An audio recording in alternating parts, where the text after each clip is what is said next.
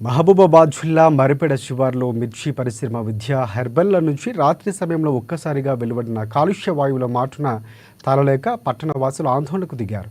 పెద్ద సంఖ్యలో యువకులు పట్టణవాసులు పరిశ్రమ వద్దకు చేరుకొని పెద్ద సంఖ్యలో ఆందోళన చేశారు. పరిశ్రమ నుంచి వెలువడుతున్న రసాయన వాయు వ్యర్థాలతో నీరు గాలి కలుషితమవుతుందంటూ నినాదాలు చేశారు. పిల్లలు వృద్ధుల ఆరోగ్యంపై తీవ్రంగా ప్రభావం కనబడుతుందన్నారు. పలుమారు ఆందోళన చేసి క్షేత్రస్థాయి నుంచి ఉన్నతాధికారుల వరకు ఫిర్యాదులు చేసినా కేవలం నోటీసులు జారీ చేసి ఊరుకుంటున్నారని ఆరోపించారు. ప్రజాప్రతినిధులకు ఫిర్యాదు చేసిన ఫలితం లేకుండా పోయిందంటూ ఆవేదన వ్యక్తం చేశారు. ఇక ఉన్నతాధికారులైన స్పందించి పరిశ్రమ నిర్వాహకులపై చర్యలు తీసుకోవాలని డిమాండ్ చేస్తున్నారు.